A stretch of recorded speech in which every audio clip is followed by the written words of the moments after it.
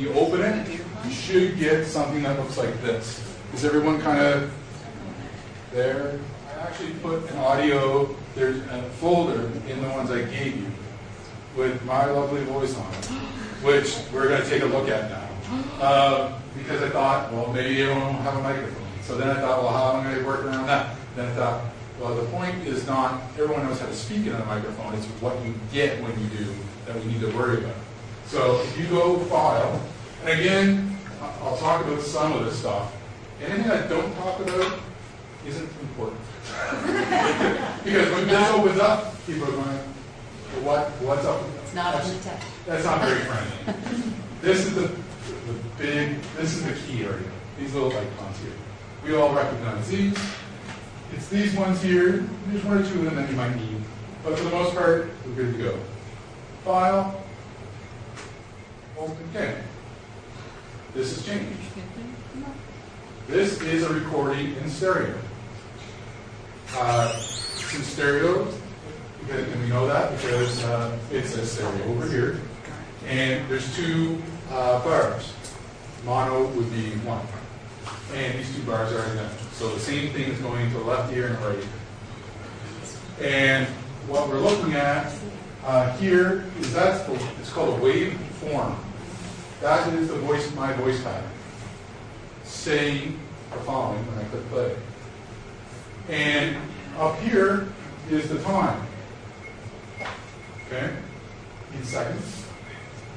And you'll notice that there's a scroll bar down here, and there's a scroll bar here. Speaker volume, microphone volume. When I talk, when you start recording, and we'll try that later on, we'll talk about these here. But right now, all we need to think about here, that's how, again, those girls, when they recorded theirs, the volume was too low. You might need to play around with it because some microphones pick up more than others do, so you just need to tweak it. If it sounds distorted, too loud, crackly, just take your microphone and turn it down. Okay, right now, you probably won't ever have to mess around with these two things. Not in the meantime. What we're going to do is click play. Most rabbits produce many offspring, kittens, each year. Although scarcity of resources means riveting. This line with the green triangle going through is telling you at what it's now playing at this point. The neat thing about this program is if your students record and get it in one shot, one take, that's awesome. But some students are going to do what I do and overthink it, and they're going to make mistakes.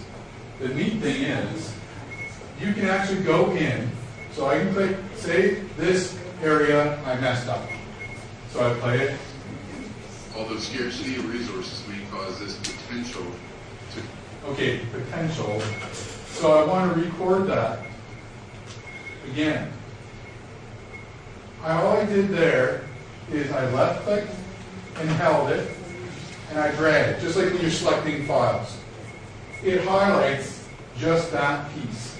If I was to go play now, although scarcity of resources may cause this potential, it's just going to play that part. If you were to hit delete on the upper right hand of your keyboard, you'll notice that it's gone. I've deleted me saying that out of that. So that could be a simple correction. So all I've done here is I have left clicked, hold the button down, drag with my other finger. With a mouse, it's just dragging the mouse.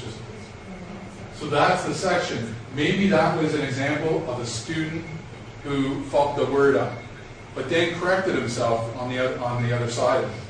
I just want to delete that out. Probably if I went into the menu. Yeah, there is a delete through the menu. I don't know, it's kind of unbiased. I just see delete and I get it. But you can delete through that.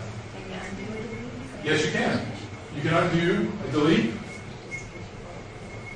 Shortcut on your keyboard is the control in the lower left-hand corner, and Z. That works in any program. Now, if I'm happy with that, I fix that error. So what I would prompt kids to do, have them read. If they make a mistake, correct it and keep reading. It's a lot easier just to delete little words here and there. If they have a big pause in between, you can delete the pause of it. It's pretty nifty. However, 31 seconds of that.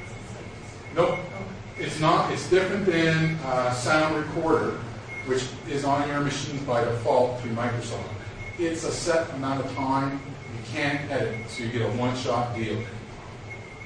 I was tempted to show you how to use that, but this one, it does look complicated at first, but once you get a handle on it, it's going to allow you to grow with your skill base.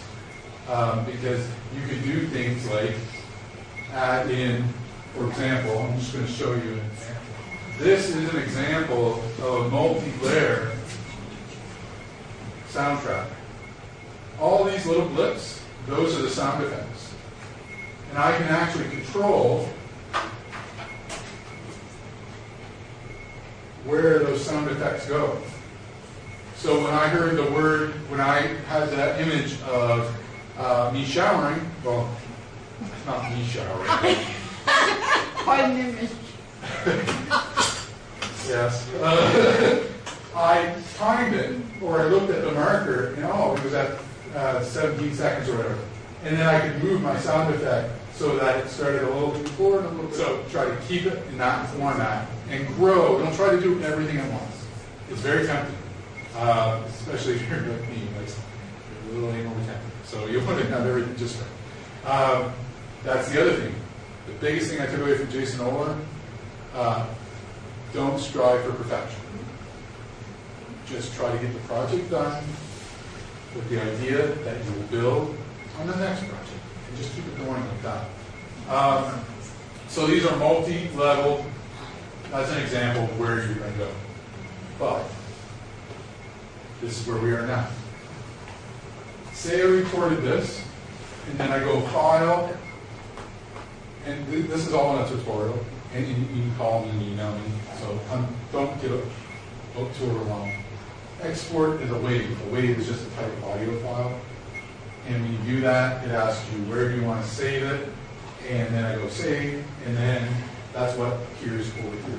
And these are the sounds we're then going to put into our movie program. So that's a quick introduction to, you don't get time to play with that today. This is when I'm talking about Audacity, audio, this is where we're going to record sound.